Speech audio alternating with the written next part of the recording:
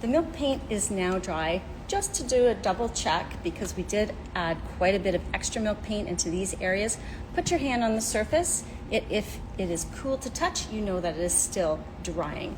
But at this point, check this out. We have got so many gorgeous cracks. Doesn't that look like years and years of a buildup of painting?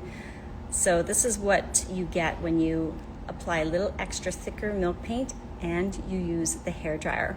At this point now, before I apply the beeswax, and just a little bit of an update on what I'm going to be doing, I'm going to be applying the clear wax. I'm going to mix in a little bit of the rose gold, just for that extra hint of sheen. Now, I did practice on this cardboard, and the sheen that I'm left with, look at that. Hopefully you can see. Isn't that a gorgeous sheen? That's what I'm going to be left with applying the wax. Prior to that though, I wanted to highlight this wonderful medallion here. Now I just started in this area simply using the smallest amount of the metallic champagne. So this is one of the metallics from the Fusion Mineral Paint collection, and I'm not using a lot. I'm simply using like a dot of paint. So grab your brush, just hit it a little bit, offload the excess, and the milk paint will not resist this at all. Let me just show you in this particular area.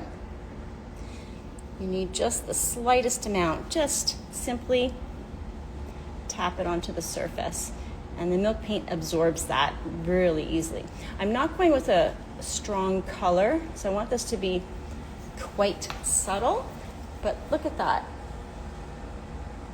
If you have any questions regarding this particular point in the project, I've spent about 2 hours on this so far.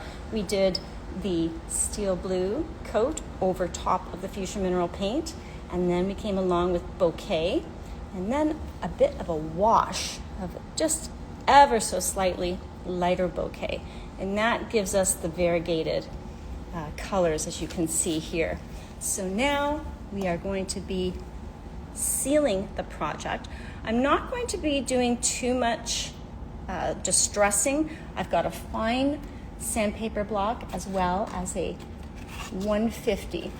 So I don't want to go too heavy of a distress on here. I want to make it just look lightly distressed, so you have full control over that. I can always choose later on, after I've applied the beeswax, to distress it even further. But at this point, I think my little demo, which is cardboard, I want to go for this kind of look. I don't want to go too heavy of a distress. Over here is even heavier, plus the antiquing wax. And at this point, I can change my mind. I can go further and do this later, but right now I'm going to go for a nice light distressing, and I'm also going to introduce the rose gold to give me that gorgeous sheen. So stay tuned to the project. If you have any questions, pop them down. Be happy to answer them, and have yourself a wonderful day.